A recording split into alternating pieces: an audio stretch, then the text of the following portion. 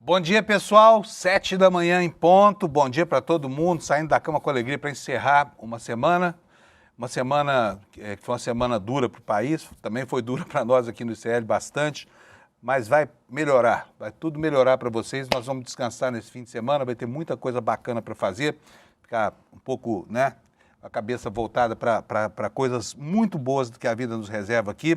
Mas foi uma semana dura, especialmente porque o baixo astral que decorre dessa nova política do cacete dos Estados Unidos, né, do grande cacete, do Big Stick, ela está deixando muita gente apavorada com as consequências de um tarifaço de 25%, que não representam um cerco comercial, mas são uma coisa absolutamente deletéria, né? E, enfim, quando sair a lista de exceções, aí a gente vai ver direitinho como o interesse americano é a única coisa que conta nessa nova maneira de se relacionar com o mundo, né? O Brasil está sendo penalizado por mentiras absurdas e começa a fazer as contas do tamanho do prejuízo. O governo vai atender uma parcela, pelo menos, dos empresários que vão se encontrar em dificuldade. E olha, o Trump é um sujeito tão autoritário, tão estúpido na sua maneira de lidar com o mundo, tão arrogante, né? Com certeza é um narcisista grave, um narcisista bem grave. Ele está empurrando o Brasil para o colo dos chineses. Não há outra coisa para falar. O país tem que estabelecer novas relações comerciais para compensar essa coisa toda e com os Estados Unidos do outro lado, né, brandindo esse cacete contra, esse grande cacete contra nós, vai ficar muito difícil para o Brasil não olhar para o outro lado do globo. É o que vai acontecer.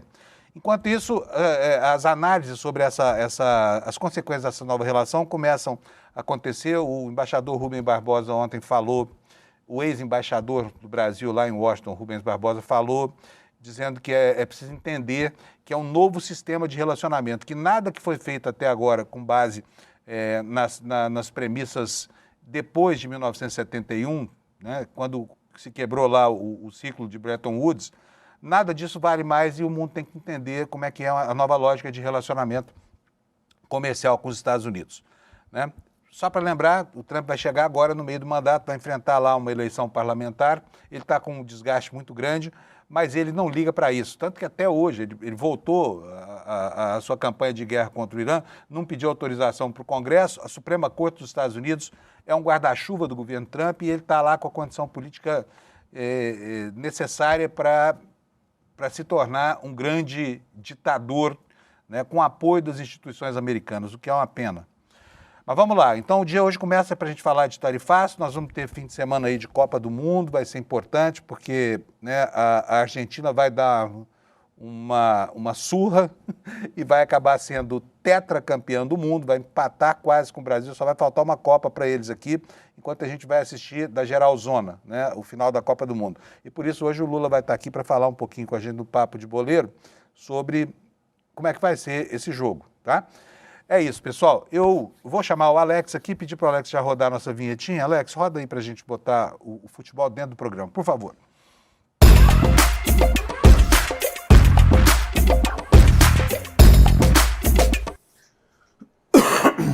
Opa! Também. Solidariedade ao Lula, eu vou tossir também. Muito bom dia a todos, vocês estamos com o Lula. Aqui todo mundo é solidário uns com os outros. Apenas uma tosse, né? É o jornal da tosse aqui começando, né? Primeira edição da manhã. Alex não tem idade para isso. O Alex não tem idade para isso. Me coloca aqui, Alex. O Alex não tem idade sumiu, para isso, Alex. Fábio. Foi embora. Mas tínhamos o Jornal da Tosse aqui na TV Gazeta. Você lembra disso? TV Record. Era, né? TV Record. TV Record, né? É. Que era o jornal feito naquela época, há 30 anos, por duas pessoas maduras como nós, né? Duas não, eram três, né? Pois é, quando você... Era Arnaldo Faria... Arnaldo Faria, não. O Arnaldo Faria de Sá. Quem eram os outros apresentadores? Não me lembro mais, porque a memória não permite mais, né, Lula? É muito distante isso do tempo. Isso não, faz 40 anos. Pois é. Voltei. Tudo bem aí, Alex? Não, quase passei mal aqui, mas tudo bem. Foi muito bom. Bom dia a todos, bom dia à nossa audiência. Sextamos, finalmente, depois de uma semana complexa. Vamos dessa. Escuta, não vai falar do Papo Legal não, Alex? Vamos falar do Papo Legal. O papolegal.app, a sala do Desperta SL, tem Luiz Costa Pinto, Alex Amorim, Fábio Panunzio, tem também o nosso colunista, que a gente não sabe o nome, que é o Kleber Lourenço, também outras pessoas que participam aqui. Então, se você quiser ter essa interação conosco, é só entrar lá e mandar uma mensagem. O camarada revolucionário mandou um bom dia, salve pro Alex, então você está salvado. E aproveite sua sexta-feira aqui com nós, do Papo de Boleiro e do Desperta SL. E é muito legal lá o Alex, o Kleber Lourenço como @o colunista, porque aí a gente fica sem aquela impostação de voz de galã, né? Do Kleber Lourenço. Vamos falar aqui, Alex, já que você não falou, né, da nossa enquete, eu falo, tá? Não tem problema nenhum. Vamos lá, hoje temos uma enquete aqui para vocês, já está lá no papolegal.app. Se você não conhece o Papo Legal ainda, é muito bacana e vai lá que você encontra a nossa enquetezinha lá. Hoje é o dia de tarifaço, né, gente? Falar sobre isso tudo que vai acontecer a partir do dia 22, na semana que vem. A enquete é essa aqui. Quem é que o tarifaço do Trump mais atrapalha, na sua opinião? Atrapalha o Lula? Atrapalha o Flávio Bolsonaro? Ou atrapalha só empresários e trabalhadores? E não terá peso nessa campanha política? Eu vou votar aqui, ó.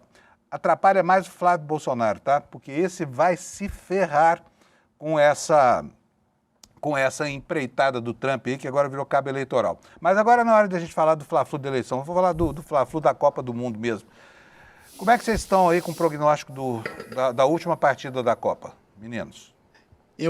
Como eu não tenho a leitura do Lula, que o Lula ele é mais complexo, eu vou falar um pouquinho. Complexo? Que é mais complexo. E eu vou ser mais pontual. Eu acho que a Argentina vai sair campeã, vai ganhar o outro título dela. E na próxima temporada, uma informação que o Anderson me trouxe ontem. Quando a Argentina ganhou 2 Copas seguidas...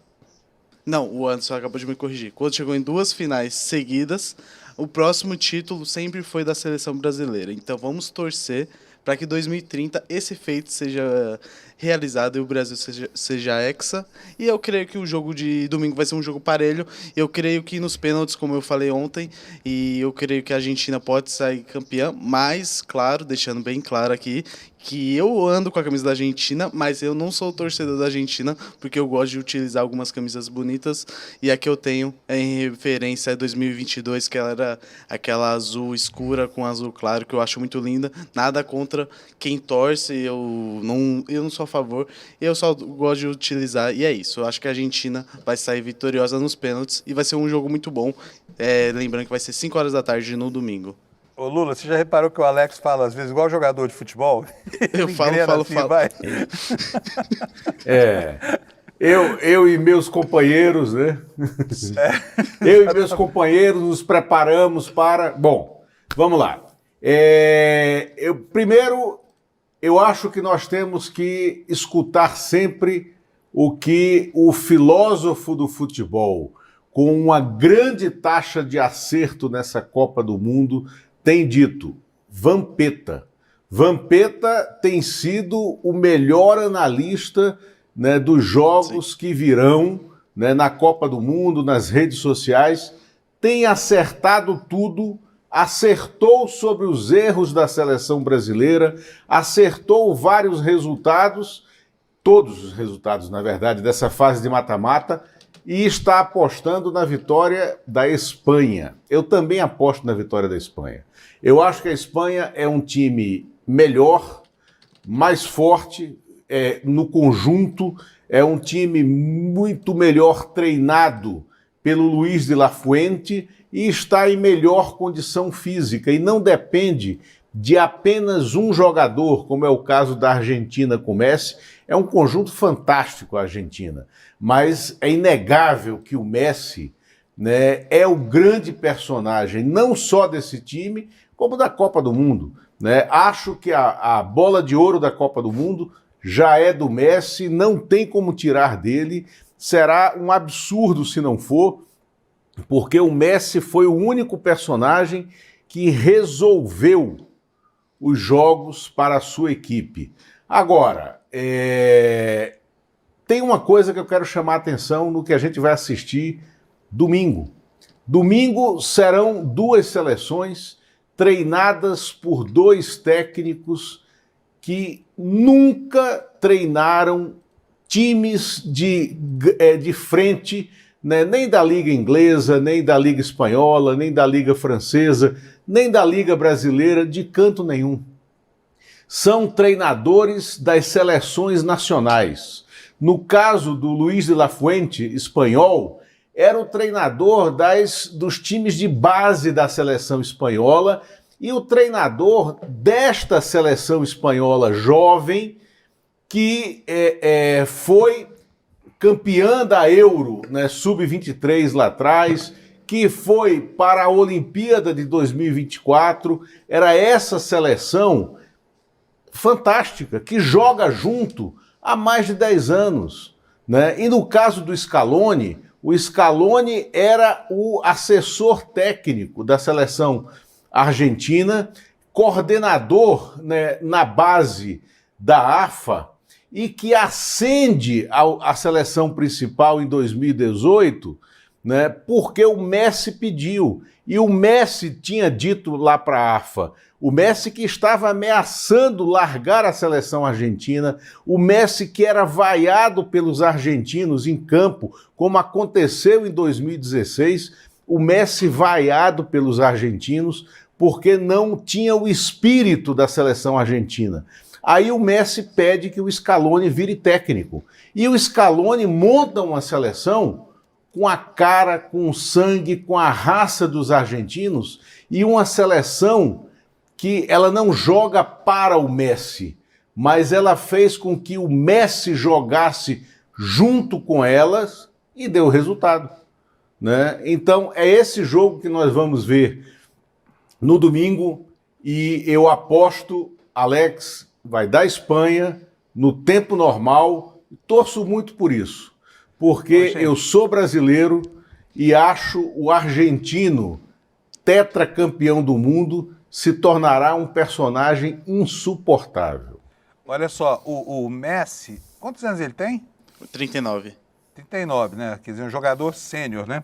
Isso. Vai ser, eu que não gosto de futebol, todo mundo sabe que não curto futebol, aliás, eu não sei já se eu não curto mais, porque, né, tô virando até comentarista esportivo aqui, mas vai acabar com aquela polêmica, quem é melhor, Pelé ou Maradona? Porque agora os argentinos vão ficar discutindo se é o Messi ou o Maradona, e o Pelé pode reinar solitário lá onde ele está, né? E ficar livre, quer dizer, o Pelé virou hors concurso nesse momento, porque os argentinos agora têm dois super craques lá para disputar a proeminência, né? A proeminência histórica, né, gente?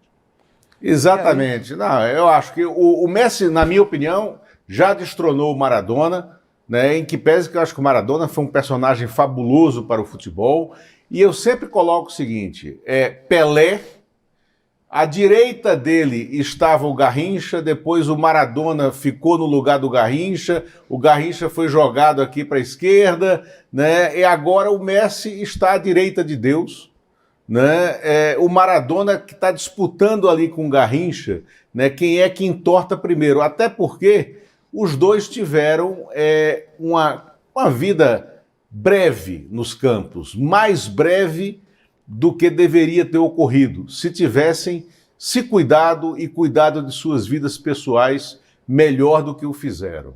Agora, o Maradona não está do lado esquerdo de Deus, não sei onde ele está, mas não é ao lado de Deus. Olha só, você sabia que o apelido do Messi... Não, o Deus é Pelé, pô. Ah, sim, não, o Deus é Pelé. Eu tô falando do outro, aquele que manda em tudo. Bom, o Messi tem um apelido curioso, vocês sabiam, lá na Argentina, chama ele de La Pulga Atômica, e ele odeia esse apelido. Tem duas coisas que o Messi não gosta, esse apelido de La Pulga, pulguinha, né, porque ele é baixinho, e ele não gosta também do Romário, porque o Romário disse que ele era autista.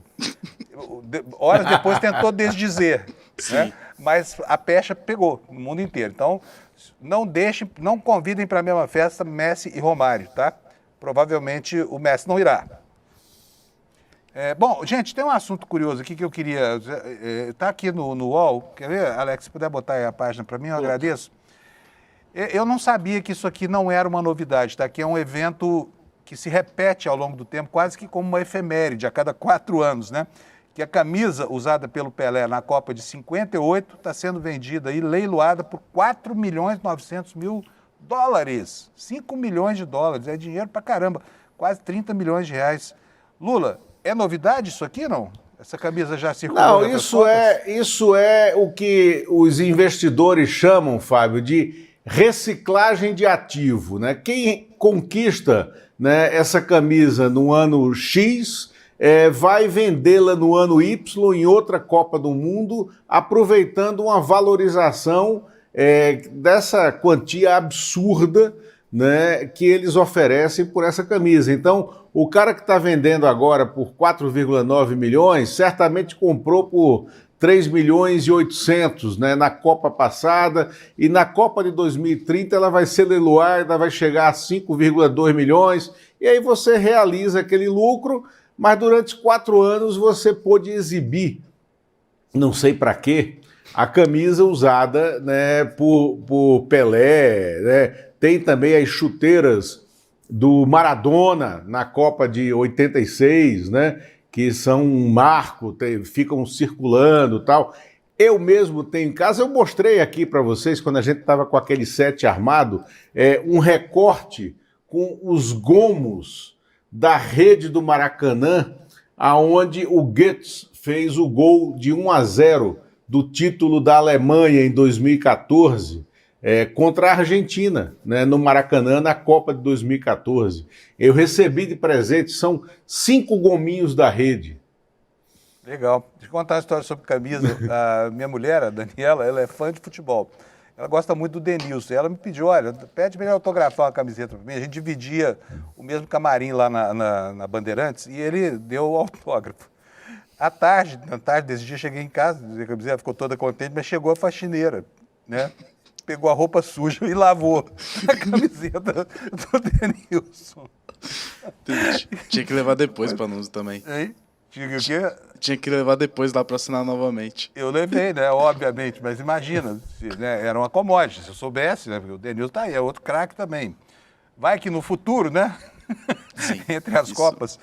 Bom, vamos nessa, gente. Então, beleza, vamos esperar. Eu estou torcendo pela Argentina. Vocês sabem que o meu apelido aqui do série é Mick Jagger. Tá? Eu disse que vai dar 8-0 para a Argentina, porque eu quero que a Espanha ganhe esse jogo. Então, aprendi com o Alex. O Alex é palmeirense e nunca torce pelo Palmeiras. Está sempre torcendo pelo adversário, porque ele é pé frio pra caramba também, viu, Lula?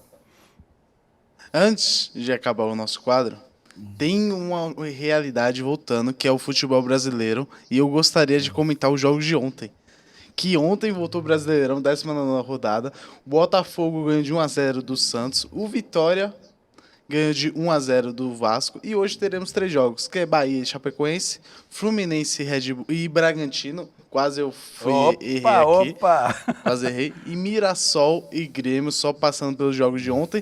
Meu Verdão volta semana que vem e irá jogar, eu não sei contra quem, eu acho que vai ser contra o Curitiba, porque eu estou muito fora do ramo futebolístico ultimamente, Panudo. Muito bom. Não por acaso é o nosso Perfeito, grande comentarista.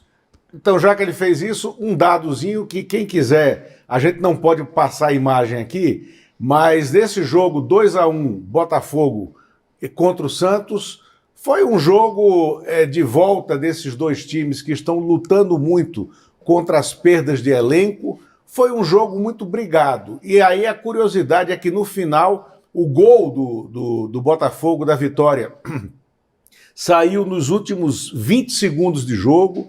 Foi um gol de um erro da defesa, uma bola lançada para frente. O Kadir, que é um atacante panamenho, pega a bola, rouba do goleiro, né, do Brazão, o goleiro do Santos, e faz um gol de força, um gol até bonito do ponto de vista do esforço. Aí o Marçal, né, do Botafogo, zagueiro do Botafogo, o Marçal na entrevista diz: parecia que a gente estava vendo Argentina e Inglaterra na Copa do Mundo, né?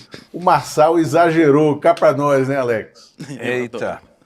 Gente, agora, olha só como é que a coisa é. A gente fala que aqui, realmente, publicidade aqui não é bem-vinda para não constranger ninguém e permitir a gente ter um jornalismo livre, porque você sabe que na história do jornalismo, desde a prensa de Gutenberg, que as pessoas querem fazer com que o mensageiro se dobre àquela mensagem que ela pretende transmitir, né? E me implica muito essa história de chamar, de vender nome de time, nome de estádio. Por exemplo, Morumbis aqui em São Paulo, eu acho um assinte, até porque o tal do bis que eles querem promover virou uma porcaria de um biscoitinho desse tamanhozinho assim, não adiantou nada. Então o cara promove ali a marca, mas piora o produto, né? E aconteceu isso com o meu Verdão, com o Uberlândia. O que faz com que a gente tenha que chamar o Uberlândia aqui de Lândia, porque a Uber foi lá e comprou o nome. Agora, eu queria entender, sinceramente, por que a imprensa se dobra ao interesse publicitário, sabe? Vou mostrar para vocês. Bota minha tela aqui no ar. Lula, olha só que coisa estranha. Isso aqui é uma matéria do Globo Esporte, estou aqui na página do Google, tá bom? Mas eu estava pesquisando aqui para saber, porque vocês sabem, né, que achar notícia do meu Verdão, do Lândia, não é fácil. E achei isso aqui, olha como é que escrevem, como é que grafam aqui o nome do Uberlândia, né? Para quê? De modo a destacar a palavra Uber, que é o patrocinador, comprou o nome do time. Queria entender por que os jornalistas fazem isso. Sinceramente, eu não entendo. Por que sabe, fazem merchandising de graça? Por que permitem transformar noticiário num local que é pautado pela publicidade? Vocês estão entendendo a questão da influência da publicidade em tudo, sabe? E as pessoas estão lá dizendo o nome da cidade, que é o nome do time, virou agora merchan de um aplicativo, né? Eu acho isso horroroso. Por que, hein, Lula, que os jornalistas fazem isso? Por que o cara fala, não é mais estádio do Morumbi, é Morumbis. Não é mais estádio do Corinthians, é Arena fulano de tal. E a imprensa engole. Por quê? Fábio, Alex, tem uma palavrinha que ganhou as ruas no final dos anos 80, né, muito na área cultural, né, porque a turma ganhava isso para tocar os discos que eram lançados nas rádios e fazer aquela sequência, né, de músicas líderes na setlist. Jabá. Mas eles Jabá, ganham, porque o Jabaculê era distribuição de propina, é corrupção mesmo dos programadores das rádios. Sim, né? Sim. Né? Aí o jabá vem de onde? O jabá vem da exposição, da quantidade de vezes em que esse nome com a marca é repetido nas redes e tal. Aí você então faz uma soma de acordo com a distribuição do merchan, né? É jabá. Eita, nós, estamos mal parados nesse mundo. Isso então, mesmo. Hein? Bom, aqui estamos livres disso aqui. A gente só fala disso criticamente aqui, porque, né, chamar a atenção das pessoas que elas estão engolindo publicidade à guisa de nome próprio. Não é, sabe? Não é. Isso aqui é uma prostituição, né, do substantivo próprio, sabe? As coisas têm nome nesse país. Agora, já pensou amanhã assim, a Novalgina compra um espaço comercial aqui, aí eu viro Fábio Novalgina. É a mesma coisa, entendeu? É muito feio isso. Eu, se fosse meus colegas aí, não faria isso, não, até porque é uma burrice, é propaganda de graça, né? Vamos lá, acabamos nosso quadro aqui. Na segunda-feira nós vamos ter a última edição do nosso Papo de Boleiro, mas esse quadro aqui fica no programa, a gente sabe por quê? Porque o futebol é um esporte que apaixona, ele é o esporte do imponderável.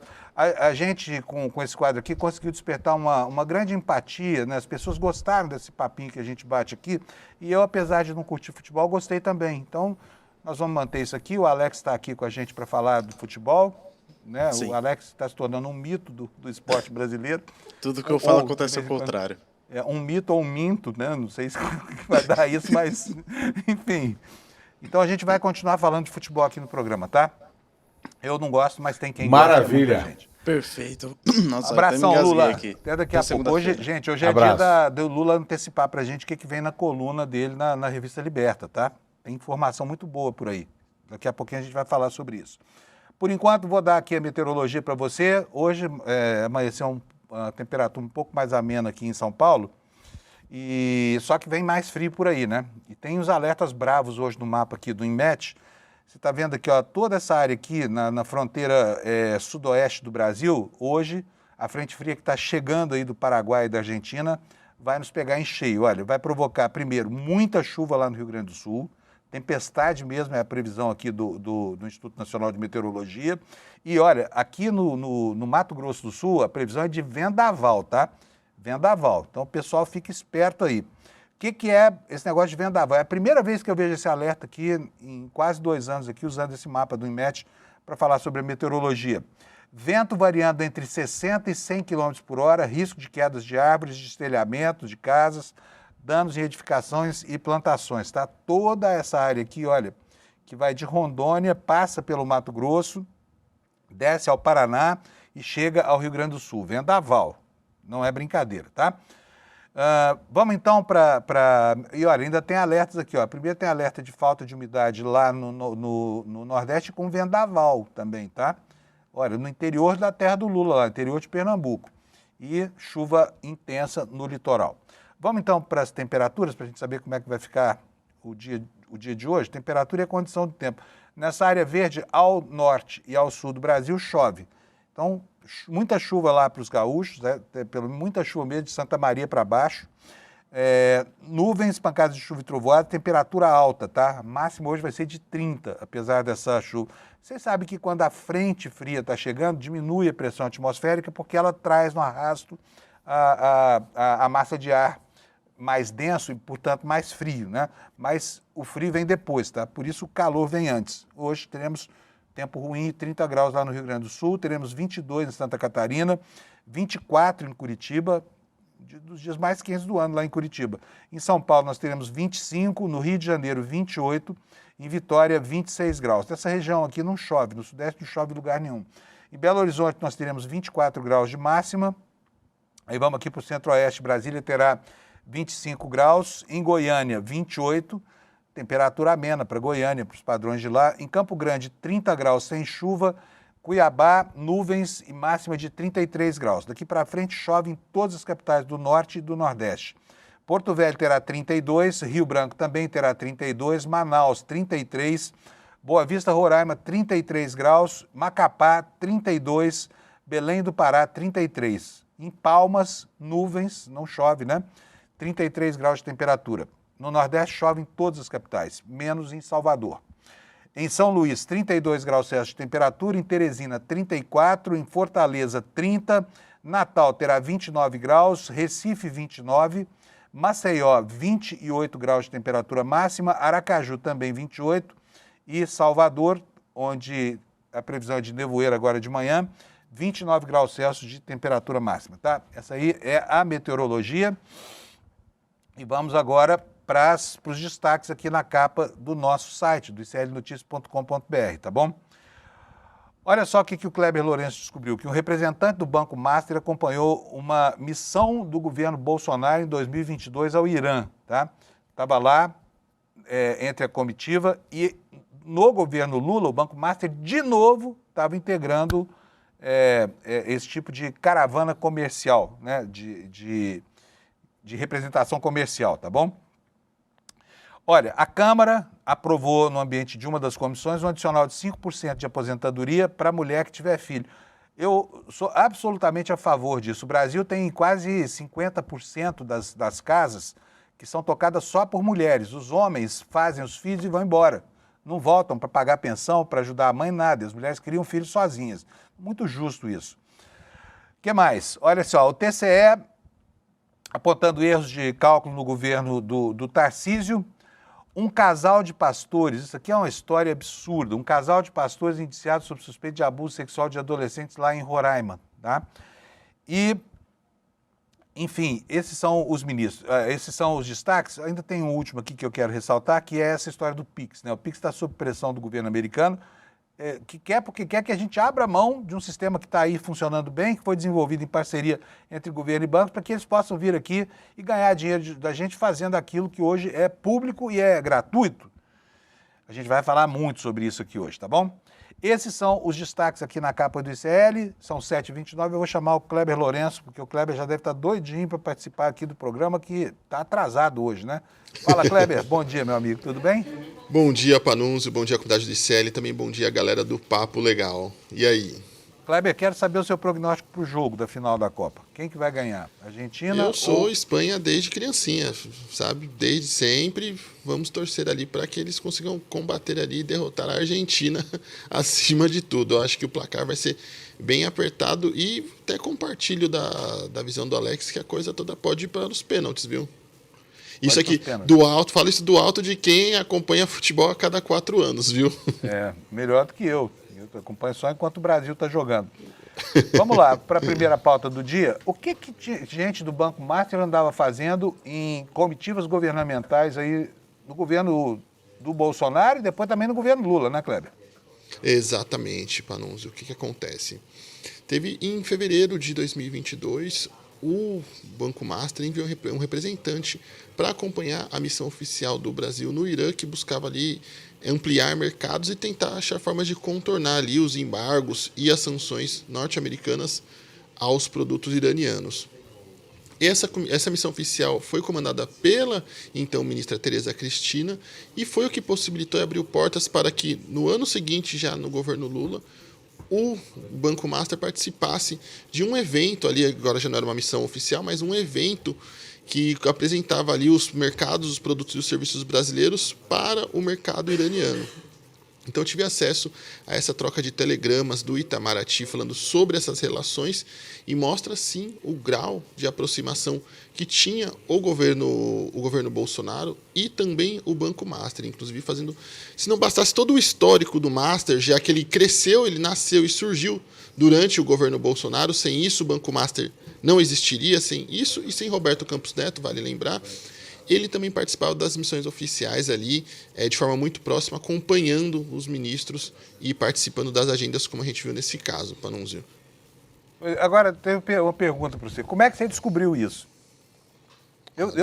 Desculpa, não é implicando, mas eu queria entender como é que pode uma pessoa ter tanta informação assim quando o dia está começando. Como é que foi que você descobriu isso? Olha, Panu, só posso dizer que eu tropecei nesses telegramas. Eu tive acesso a esses telegramas trocados ali entre as embaixadas brasileiras, entre a representação do Brasil no Irã e também a sede em Brasília do Itamaraty. E aí tinham essas informações, no mínimo, interessantes. E pode ser que ainda hoje tenhamos mais desenrolares dessa história sobre a relação da diplomacia brasileira com o Banco Master, viu? Atenção, você que é jornalista, você que trabalha em veículos de comunicação. Nós vamos fazer aqui um webinário com o Kleber para ensinar como é que tropeça na notícia. Tá bom? Porque achar a notícia dá um trabalho do cão. Você tem que mandar um requerimento para o Itamaraty, com base na lei de acesso à informação. Aí eles vão, com aquela má vontade, levar 20 dias para responder. Não é isso, Kleber? Olha, eu estou sofrendo nas mãos com o Exército, viu? Na verdade, sempre sofro muito nas mãos com o Exército quando o assunto é lei de acesso à informação. Isso é. E aí, como eu falei, né, o clone do Kleber, porque deve ser 2, não é possível. Entendeu? Não é possível. Enquanto ele descansa, o clone dele fica lá enchendo o saco dos assessores de imprensa, mandando requerimento com base na live, né? E as notícias vão aparecendo. Outra informação. 3 semanas, está aqui no nosso site, matéria também do nosso grande Kleber Lourenço. Dark Horse completa 3 semanas sem um parecer da Procuradoria. Gente, não é só o ministro André Mendonça, não, hein? Tá todo mundo falando aí, mas cadê o sigilo do Flávio? Por que não mexem com esse homem? A história do Dark Horse é uma história tenebrosa e está paradaça lá na Procuradoria-Geral da República, né, Kleber? Isso, para que o caso Dark Horse possa ter prosseguimento, buscas, apreensões, operações e afins, precisa passar por essa etapa muito importante, já que a gente agora tem um inquérito específico para o caso Dark Horse e ele aguarda a manifestação da Procuradoria-Geral da República. E o que é essa fase? É a fase onde o PGR, no caso do Paulo Gonet, determina se vai ser aberto um inquérito e investigações sobre o caso, se serão necessárias apurações preliminares antes de ser aberto o inquérito e até mesmo se o caso será arquivado. Então, essa etapa é fundamental até para que não só o STF, no caso do ministro André Mendonça, mas também a Polícia Federal possa saber que caminho seguir e se deve seguir com essas apurações. Então, esse foi mandado no início do mês e continua totalmente parado, sem retorno. Eu procurei a assessoria da Procuradoria-Geral da República, que me disse que ainda não há um prazo para a PGR fazer a sua manifestação sobre isso, e por enquanto a PGR não sai não emite a sua manifestação, o caso segue parado. Basicamente, Paulo Gonet vem tendo dias de Davi Alcolumbre, pelo visto. É incrível como, né, o Paulo Gonet, quem tanto se esperava para redimir a péssima imagem do Ministério Público, né, está se transformando num personagem do nível do Augusto Aras, que o antecedeu ali, sabe? As falhas são gigantescas. O Ministério Público, sinceramente, não atende à expectativa do povo brasileiro. Eu cobria a Constituinte, o advento do Ministério Público, na época chamado de Quarto Poder da República, foi saudado pelo Brasil como uma instância redentora. iria aprimorar a democracia e acabar com o roubo na política, e agora ficam os caras aí sentando em cima de parecer para inquérito ficar parado, sabe? É um absurdo. Quanto tempo levou para sair aquele parecer que embasou essa operação contra aquele pilantra do Vocari, o capanga dele na amiga de Thiago Miranda, sócio do Léo Dias? Quanto tempo levou, Kleber? Olha, levou 3 dias para anúncio. Eu conversei com algumas fontes no STF e também na PGI, que elas falaram, olha, a Polícia Federal passou o requerimento para o STF numa sexta-feira fez a análise, no caso do ministro André Mendonça, e passou para a PGR, que durante o final de semana fez a análise do requerimento da operação e já na segunda-feira, ali no finalzinho da segunda-feira, já fez a devolutiva com o seu parecer pela operação. E aí na terça-feira o STF fez uma outra revisão e já na quarta-feira de noite já tinha tudo, na quarta-feira de manhã, perdão, já tinha tudo pronto para essa operação. Ou seja, a PGR levou um pouco mais de 2 dias, 3 dias para deliberar sobre essa operação. Inclusive Thiago Miranda, Panunzio, que também era um dos envolvidos ali nas articulações entre Daniel Vocari e Flávio Bolsonaro para viabilizar ali o financiamento do Banco Master ao filme Dark Horse. Ou seja, pessoal, quando está tudo contaminado, não esperem uma atitude patriótica de ninguém, porque não terá, tá? Infelizmente é assim no Brasil. Quem tem o poder também tem o poder de manipular, porque o Ministério Público, se o Ministério Público não toca o processo, o Judiciário não pode levar adiante, o Judiciário não age de moto próprio, né? Então precisa do Ministério Público. Aí fica esses caras sentando em cima de coisas importantes como isso. E é bom lembrar todo dia, cobrar deles. Cadê o Flávio Bolsonaro? Por que não quebrou o sigilo dele? Cadê o dinheiro que foi para os Estados Unidos lá para financiar a mansão de Eduardo Bolsonaro? E a PGR não se interessa por isso. Onde é que estão esses casos, sabe? Daqui a pouco botam uma pedra em cima, o assunto morre e o que era importante para ser investigado não será. Vamos falar um pouquinho. Seria, Panunzio, Paulo Alcolumbre ou Davi Gonê? Quem seria o comandante da PGR? Panunzio, eu queria aproveitar que a gente está falando de Flávio Bolsonaro para voltar também para aquela história da foto do Flávio Bolsonaro com os sicários de Daniel Vocari. Inclusive, é impressionante como Flávio Bolsonaro, assim como eu tropeço nas notícias, Flávio Bolsonaro tropeça nas milícias, né? É uma coisa, assim, extraordinária, né? A gente tinha ali os familiares de miliciano no gabinete, com decoração de miliciano, e a gente tem essa foto com o sicário que comandava também aquela milícia do Daniel Vocari. O que acontece? Ontem a gente chegou até a comentar que Flávio Bolsonaro apresentou uma versão da sua nota falando de que não tinha, talvez fosse IA, que a imagem fosse manipulada. Depois ele fez uma nova declaração alegando que a foto poderia sim existir. E aí ontem, durante aquele evento ali onde ele tentou ali limpar e lavar a sua imagem para as mulheres do Brasil, ele voltou a flertar com a tese de que a foto seria manipulada digitalmente, uma tese que já foi afastada por diversos veículos que analisaram e checaram essa imagem. Só que tem um problema, não foi só os veículos ou a odiosa imprensa que Flávio Bolsonaro tanto detesta que fez esse desmentido da tese da IA. O próprio Valdemar Costa Neto, que nessa semana vem sendo extremamente verborrágico, desmentiu também o próprio Kleber, Flávio. Você que descobre tudo, descobre o que está acontecendo com o Valdemar, porque o cara comete um sincericídio atrás do outro. Estou gostando dessa fase nova dele, viu? Porque antes ele era dissimulado, mentia demais. Agora não, o cara disparou a falar a verdade. Será que está tranquila a saúde mental dele, Kleber? Olha, Panunzio, por questões jurídicas, o jurídico do nosso ICL me recomendou não aprofundar nesse assunto por enquanto. Mas então eu queria... há uma celeuma sobre isso, sobre o sincericídio do Valdemar. O histórico do Valdemar com a família Bolsonaro, até para deixar um temperinho com a nossa audiência, é no mínimo peculiar, viu? É no mínimo assim curioso e interessante. E aí, para aproveitar dessa relação, vou pedir para o Alex colocar de novo a imagem na tela, mais uma vez, por gentileza, porque o que acontece nessa verborragia do Valdemar e que eu achei muito divertido? A gente tem, então, o Flávio Bolsonaro flertando com a tese de que a imagem não existe, de que é mentira, de que é IA, enfim, tentando descredibilizar o bom jornalismo. Só que o Valdemar, em uma conversa com a jornalista Bela Megali do Globo, disse, via mais de um mês a foto. E aí deixou muito claro, vimos a imagem, outros dirigentes viram a cúpula, todo mundo sabe da foto e não negou a autenticidade da imagem. Inclusive reforçou, já sabia disso com antecedência. Pois então, essa foto circulou muito. A própria Juliana Dalpiva, que foi quem conseguiu finalmente entender o que era aquela foto, ela falou que essa foto estava circulando fazia muito tempo, na mão de um monte de gente aí, né? E o Flávio sabia disso. Não se preocupou em desmentir para ninguém, né? Tava bonito ele lá, do lado do capanga do Vorcaro. Diferente, inclusive, do que ele fez com esse misterioso vídeo que a gente não sabe até agora, que aliados começaram a falar, pode surgir um vídeo, pode ser que não surge, e já começaram a preparar o terreno para isso. Essa foto em nenhum momento começou nunca veio uma alegação, pode surgir uma foto manipulada.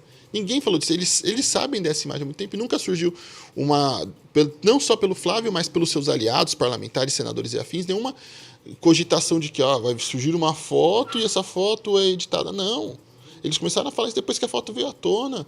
E isso, assim, é muito engraçado porque a gente tem o Flávio Bolsonaro tentando ali descredibilizar. Nós temos o presidente do partido do Flávio Bolsonaro falando, não, a foto existe, está lá e é essa foto mesmo. Isso então, mesmo. Olha só a situação que se coloca ali no PL. Vamos falar rapidinho aqui sobre o assunto do Tarcísio, porque o Tarcísio fez um pacotão aí para as rodovias. Gente, a relação de rodovias com o governo do estado de São Paulo é um negócio tenebroso, tá? Todos os governos têm problema. O Alckmin teve, né? O Alckmin foi conhecido aqui como governador dos pedágios aqui e das linhas inconclusas de metrô, porque ele deixou aí para as calendas. Agora o Tarcísio também está se enredando nessa história de oferecer facilidade demais. Estamos aqui, outra matéria do Kleber no nosso site. Põe aqui para mim, por favor, Alex, ó, a manchete no ar aqui na minha tela. Tá aí, ó, técnicos do TCE apontaram falhas no cálculo bilionário do governo Tarcísio. É um pacotinho de 2,5 bilhões de reais, não é isso, Kleber? Isso mesmo, Panunzio. E o que acontece? O deputado estadual Antônio Donato entrou com uma representação no Tribunal de Contas Estadual criticando e questionando o cálculo que foi utilizado para que o governo e a gestão Tarcísio chegassem a esse valor que deveria ser repassado dos cofres públicos, ou seja, do meu, do seu e do nosso dinheiro, para a iniciativa privada. E questionou a forma que era calculado, o fluxo e afins. Um parecer de técnicos do Tribunal de Contas Estadual chegou a endossar essas críticas e chegou a questionar também o cálculo que foi feito, ou seja, colocou ali sob suspeição se de fato o cálculo utilizado pelo governo estadual seria de fato este. Só que quando o caso chegou aos juízes do Tribunal de Contas Estadual, que são indicações políticas e geralmente acabam sendo muito próximos dos governadores do seu estado, e isso não é uma exclusividade só em São Paulo, é em todos os estados da federação, o caso acabou sendo arquivado, Panunzio. Muito bom. Bom, o Kleber tem mais um, vou chamar para vocês para lerem aqui. Aí, ó, o Senado, né? Senado cortando licença de pai que perde bebê enquanto deixa o 6-1 lá, né, o projeto contra a jornada 6x1. O que é isso, Kleber? Fala rapidinho para mim, porque eu preciso chamar o Lula que está lá esperando já. Eu vou chamar para a leitura no nosso site clnoticias.com.br, mas é uma matéria mostrando que o Senado não está só impondo dificuldades para o fim da escala 6x1. Em outra frente do Senado de Davi Alcolumbre, os senadores ali estão discutindo e aprovaram um relatório que reduz de 14 dias para 2 dias a licença para pais que sofreram ali, que a esposa sofreu um aborto, que perdeu o bebê ou que nasceu ali morto, ou natimorto. Então, nesse caso, o Senado ali e os senadores entenderam que 14 dias seria muito para essa situação e defendem, então, 2 dias apenas de afastamento por conta de um episódio trágico como este. Mais uma vez, o Senado atacando direitos ali dos trabalhadores. Pelo amor de Deus. Kleber, olha, bom fim de semana para você, vamos descansar. Segunda-feira nós estamos aqui de novo para repassar o país. Tá? Até mais, cuidado com onde anda e olhe bem para os seus pés, porque se tropeçar na notícia e cair, vai machucar muito. Ou se vai. No Brasil ainda, terrível. Valeu, Kleber. Um abração para você. Tchau, obrigado, até viu? Mais. Eu falo para vocês, o Kleber Lourenço é um fenômeno, é uma coisa assim, eu não consigo entender como é que uma pessoa apura tanta coisa. E não é coisa que está no jornal, não, peguei a notícia que saiu ali no jornal, aprofundei. Não é isso não, ele descobre as coisas, tá?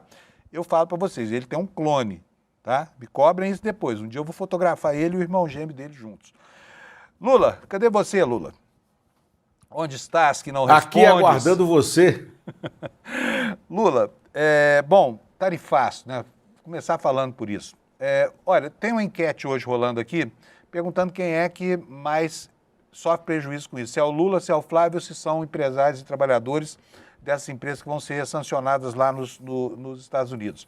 Agora, aqui no Brasil, isso gera um efeito secundário que é ao contrário do que pretende o governo do Trump, né? Porque, olha, o Trump está se transformando num autêntico e genuíno cabo eleitoral do Lula, né? Irritando a opinião pública brasileira, que associou, como as pesquisas mostraram, Flávio Bolsonaro a tarifas.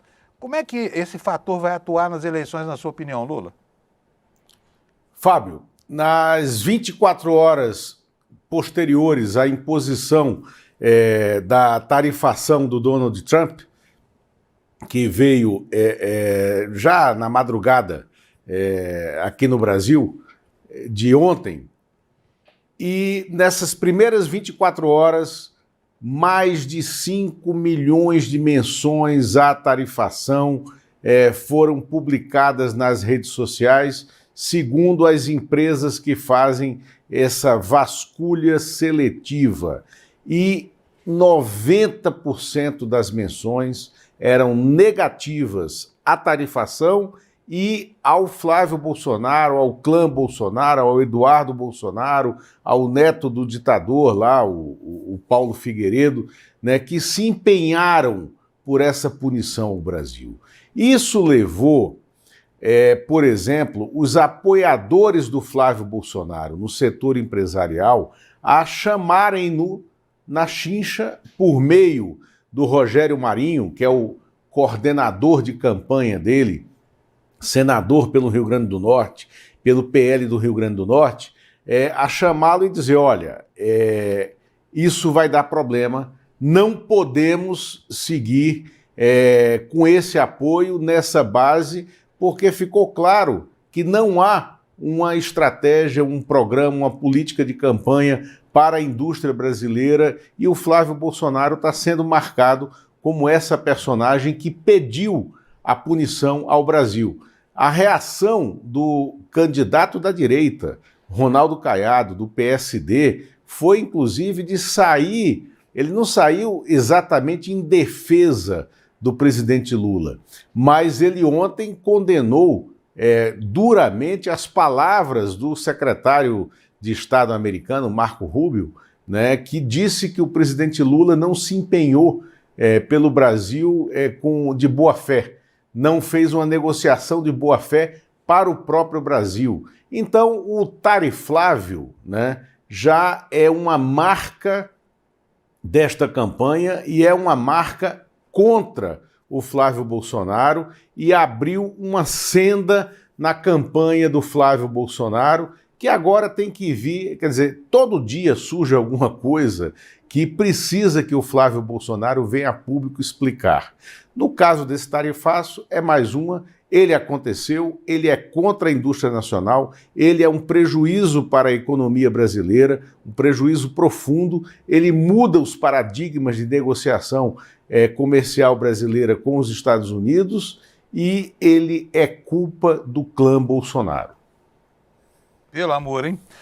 Ô, Lula, o que está acontecendo com o PL lá no Rio de Janeiro? E no Rio de Janeiro eles estão tendo dificuldades sérias. Aliás, dificuldades que refletem aquilo que também acontece no Nordeste e tudo mais. Mas o caso do Rio de Janeiro é emblemático, né, Lula? Fábio, o governador interino do Rio de Janeiro, que é um interventor no Estado, né, o Couto, né, ele passou a ter o controle das instâncias jurídicas e da Polícia Civil e de Investigação do Rio de Janeiro.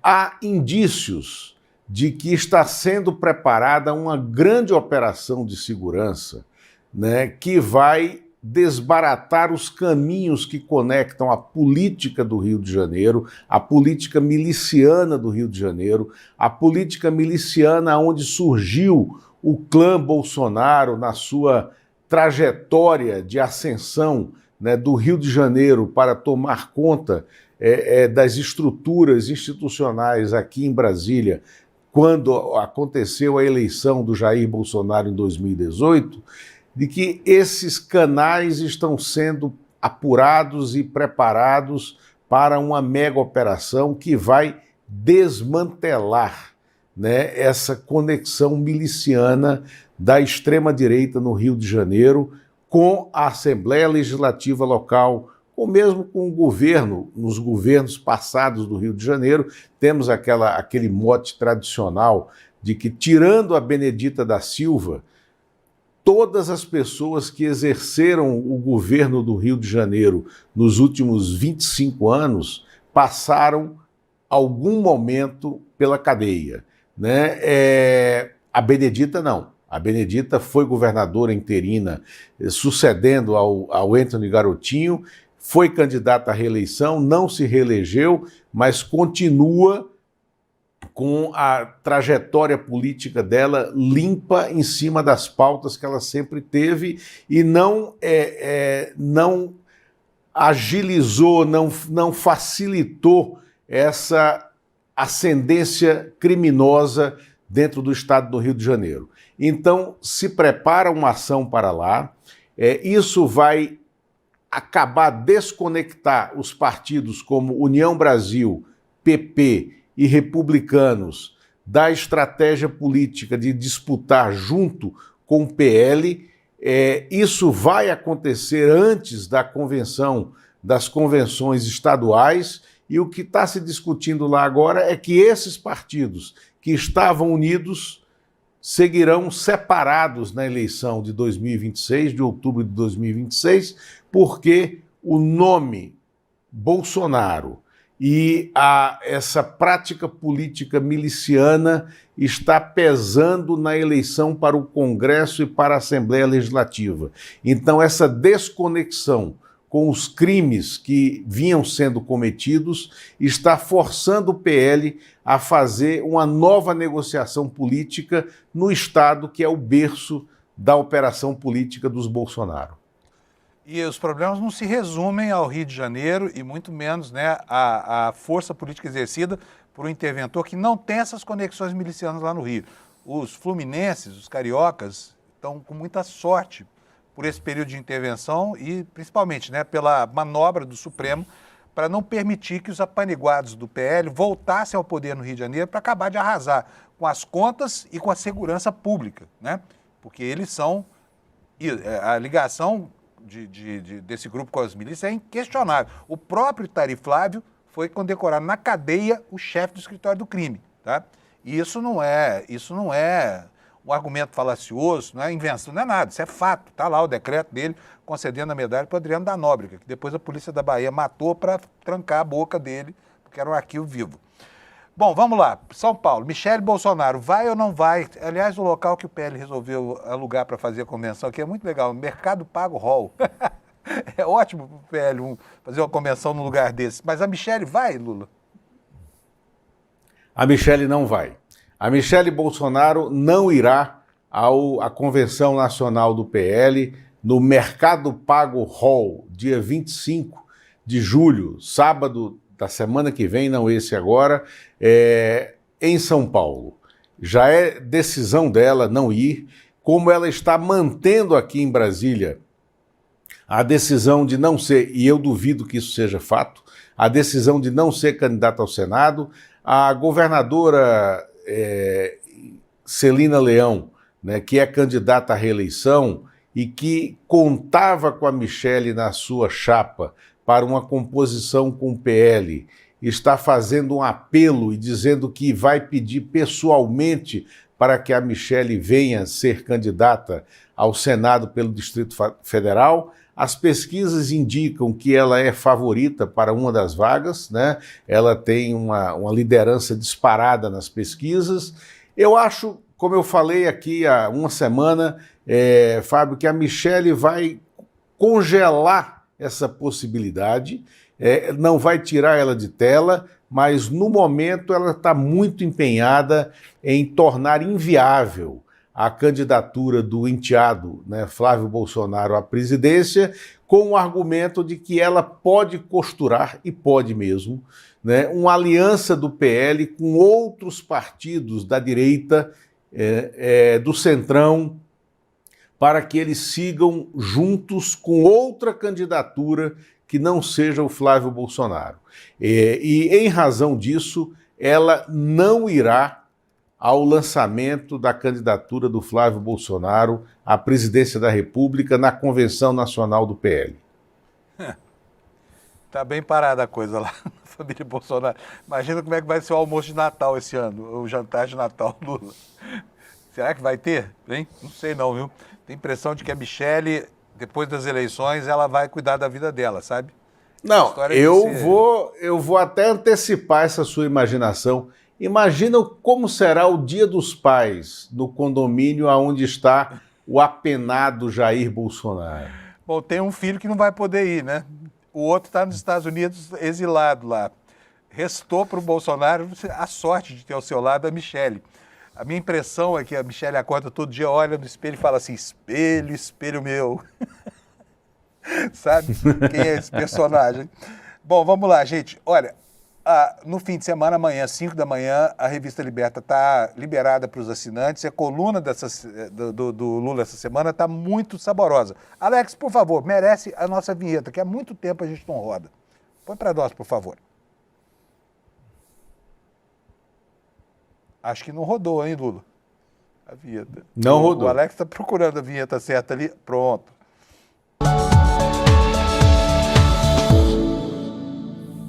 Agora sim. Eu estava até com saudade dessa vinheta, viu, Lula? Conta para nós o que você vai aprontar esse fim de semana, Lula. Quem abrir a Revista Liberta tem lá a coluna Reserva Exclusiva, que esta semana, no seu Abre, conta a origem do lobby para a liberação do jogo no Brasil, sobretudo das bets. Foi um encontro inusitado entre um bicheiro carioca e o irmão de uma ministra do STJ na casa de um bicheiro goiano em 2016, né, no dia 13 de maio de 2016, em Goiânia. Até porque os dois que não estavam reunidos com tornozeleiras eletrônicas, os dois bicheiros, né, o carioca e o goiano. E para esta reunião, né, foi levado o então presidente da Câmara, que se chamava Valdir Maranhão. Né? Ele era o interino que assumiu logo depois da renúncia do Eduardo Cunha à presidência da Câmara. Ali, naquele encontro, começou todo o lobby que levou a essa zorra da liberação das bets. Uma outra nota da Reserva Exclusiva dá o paradeiro do Ibanez Rocha. Vocês lembram dele? Ex-governador do Distrito Federal, metido até a testa na questão da venda fraudulenta do Master ao BRB, que largou a política há 10 dias, anunciou que não seria mais candidato ao Senado. O Ibanez enfrenta agora uma crise conjugal, né, e está recluso sozinho numa fazenda e mergulhado em noitadas nostálgicas com alguns exemplares engarrafados da sua adega pessoal. Ele levou 100 de garrafas de vinho para esse retiro forçado, né? Caramba! 100 de garrafas de vinho. E ele quanto tempo ele vai ficar lá só para a gente saber? Porque e está sozinho e preocupando os amigos, porque ele tem dado sinais de que o mergulho é muito profundo, né? Então tem essa preocupação. E uma última nota, Fábio, só para a gente encerrar, é o novo personagem que está admirando o presidente Lula pela sua articulação política. Aí vocês esperam para entrar lá na revista, na coluna Reserva Exclusiva. Você não vai dar nem uma palhinha para a gente quem é esse personagem, Lula? Não. Nem dizer para nós qual é o perfil dele? Nós vamos ter que esperar até amanhã para saber disso? Isso. Tá bom, então. Então, gente, Revista Liberta, a partir das 5 da manhã para os assinantes, ela já vai estar liberada na internet, tá bom? Algumas matérias são abertas, todo mundo pode ler. A revista está sensacional e o Lula edita a melhor coluna do Brasil. Ele chama de nota, na verdade são grandes reportagens, tá? São grandes reportagens, que ele chama modestamente de notas. Lula, um abração para você, bom fim de semana, bom abraço. Jogo. Vamos ver segunda-feira quem é que acertou esse bolão desse fim de semana, tá bom? Pessoal, vamos conversar sobre o documentário que o ICL está preparando para a semana que vem.